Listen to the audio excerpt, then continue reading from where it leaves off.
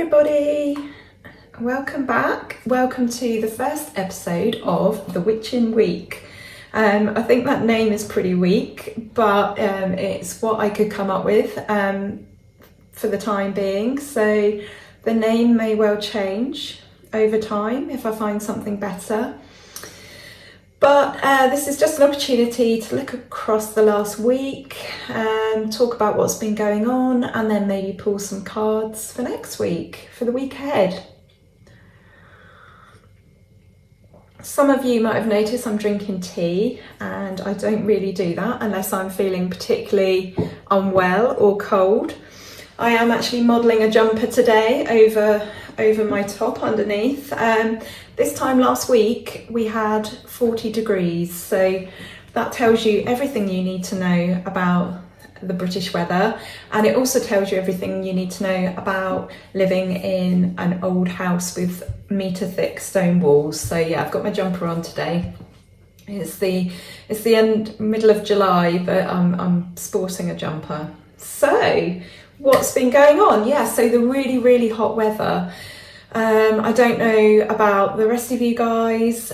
Some of you are obviously international and you're used to hot weather, but we hit 40 degrees for the first time ever in the UK.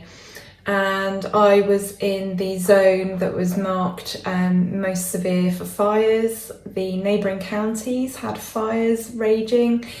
I live rurally, so there was quite a bit of farmland on fire, I think. So that has been concerning. I know temperatures go up and down, but in terms of, hitting records, we hit one for the first time last week. So I'm really relieved that it's now quite a bit cooler.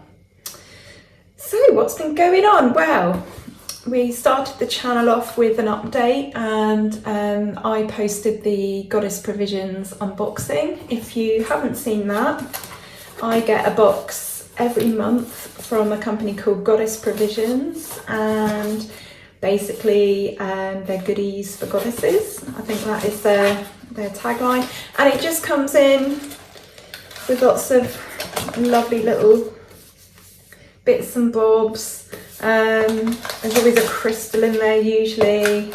There's lovely little postcards. If you want to have a look at this box in greater detail, then obviously go and find that video. I've got some other bits and bobs that I want to show you this week.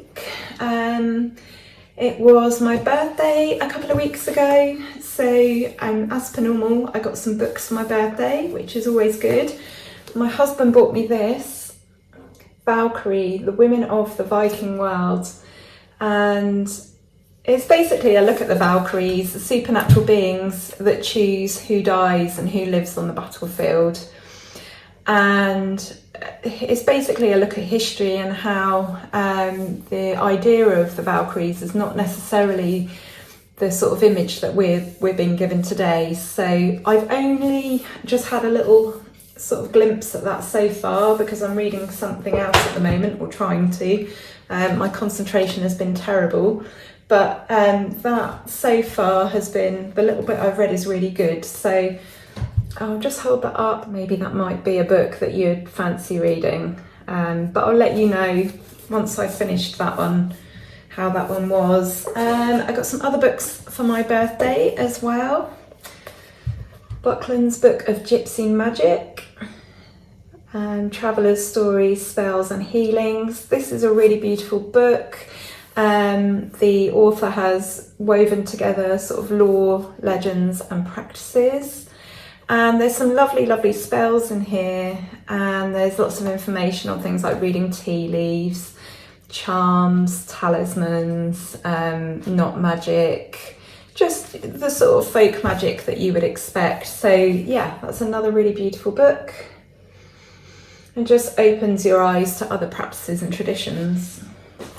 And then I got some other books for my birthday, which I had on my Amazon wish list, but because, and I've done a video actually about disability and witchcraft, but because my memory and my cognitive function is so bad, I can't even remember seeing these, but they're on my wish list. So But when I saw them, I was like, oh, that's absolutely fabulous. That's amazing. And the person who gave them to me was like, yeah, they were on your list. And I couldn't remember them. And I was like, oh, these are so me. So there we go. So I learnt about them all over again. But I'm really looking forward to having a go at these. So we've got Botanical Folk Tales and Woodland Folk Tales, both by somebody called Lisa Schneidau. I'm sorry if I've got that name wrong. But yeah, so looking forward to those. And then in the post, I had some books sent to me, and I'm not exactly sure who they've come from. They look like, well, that one's come from Hodder, and then is this Hodder as well? I think this one might be Hodder as well. Anyway, irrelevant.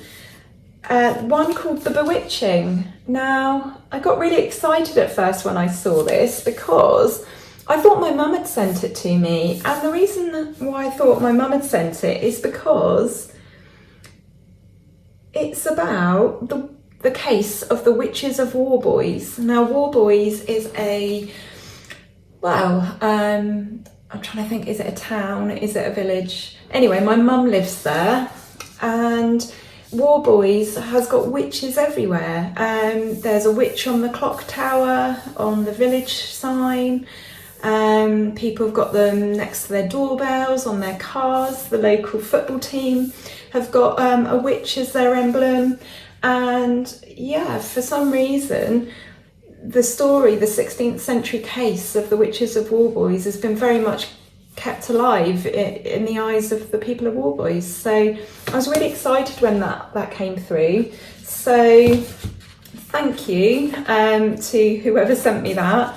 And that is called, if you want to get it, it's The Bewitching by Jill Dawson. So really looking forward to reading that one, and I wouldn't be surprised if my mum ends up reading that one as well, even though she's not into witchcraft. And then I've got another one called Witch Wanted, Live-in Tutor Wanted for 3 Young Witches, and this is some witchy fiction. And yeah, I can't say that I've read much in the way of witchy fiction. It's usually been sort of reference books and books to help people with their magical paths, so I'm quite interested to see where this one goes. And that is by somebody called Sangu, Mandanna. So there we have it. And if you're following me on Instagram, then you will have seen me sharing these, but there's some little magazines called Sunflower Journal, and they're absolutely beautiful, and it would be really great if you could go and support these guys. They produce these journals that have all sorts of seasonal and just beautiful, beautiful posts. I'm trying to find a page that will show up well, and there's an article there on crystal healing. And what else is there? There's lots of recipes and profiles on seaweed. If you're really, really into the seasons and the turning of the wheel and celebrating in a seasonal way, or incorporating what's going on outside your door into your daily life and practice, then these sunflower journals would be perfect for you. They come out usually round each Sabbath. I've just been sent these 3, and there's one that says Litha, Beltane and Ostara. So I don't know what happens on the months where there isn't a Sabbath, but I'm sure I'm going to find out. So there is somebody interviewed in here who has a edible flower farm, all sorts. There's a spring foraging guide. There's some recipes, there's some gardening tips and planting tips. There's a spotlight on particular herbs and plants. And they're just really, really beautiful. And they've got these gorgeous front covers. So I definitely recommend those. They're called Sunflower Journal. They do have an Instagram page, and the people that I've spoken to there are really, really lovely human beings. So definitely a recommendation from me. Go and check them out. So what's been happening here then? Life on the cemetery is quiet. The heat from last week, I think, took quite a bit of energy from us all. Last week was definitely just about getting through the week. I'm trying to think what's been going on the cemetery. Well, we didn't have the gardener here when it was that hot, because obviously it was just too hot to work in those conditions. The cemetery, the grass is really, really dry as a result, and we've been a bit worried about fires because, you know, one drops cigarette or something and the whole thing is going up. It's been quite quiet for visitors. It's definitely busier when we have things like Christmas, Easter, Mother's Day, Father's Day. I guess people want to come and honour their dead at those, you know, those special occasions, you know, like you would spend time with people, you know, who are alive. So it's been quite quiet. Usually find there's a little bit of a lull in the summer for visitors. Trying to think if we've seen any lovely animals. We've got foxes here and a badger, but we've only seen the badger once. I think that was just a lucky spot. Lots of lovely birds. We've got a couple of pairs of green woodpeckers. I usually hear those when it's been raining, weirdly. They've got a lovely sound, kind of almost a bit like not quite a laugh or a cackle, but you can tell they're sort of unmistakable. And that's it, really. There's not much happening here. There has been a few weird goings on in the house, which is really unusual. We've had a few things move, and one of the children said that they heard a human voice upstairs one night. And this was one of my other half's girls, and they're with us every other weekend. And ever since that, she hasn't really spoken about it, but she has not slept in her bedroom since. So sometimes she goes in with her sister, and sometimes she sleeps in one of the other spare rooms. And for quite a long time, she'd slept in the other spare room.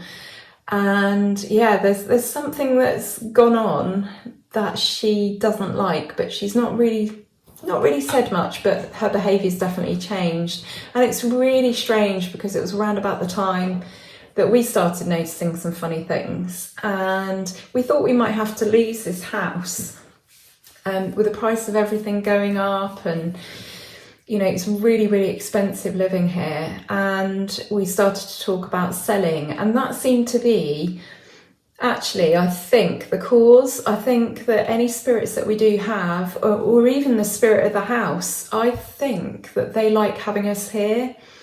And now that my husband's got a new job and we are, you know, going to stay put for the time being, not that we've got, you know, any huge plans about moving. We'd like to stay here if we could, but we thought financially we would have to move.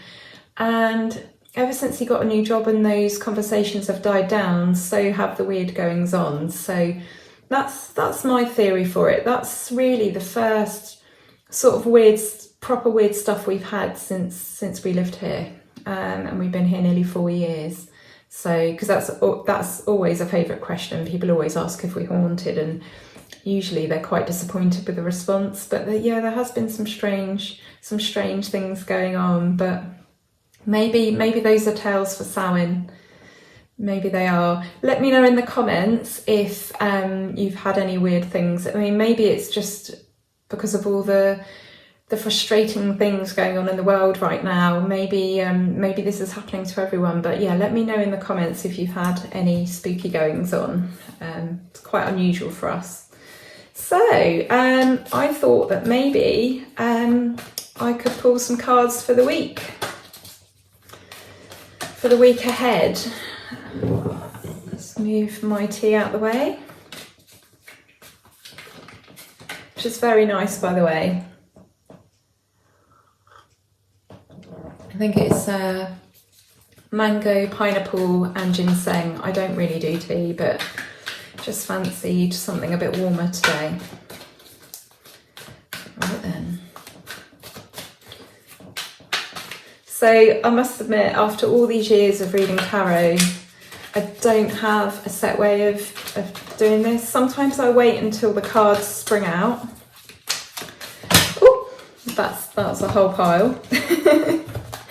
Or sometimes I just cut them and pick some cards. But sometimes you could be shuffling for ages and like nothing wants to come out. So, but we'll just give them a good shuffle.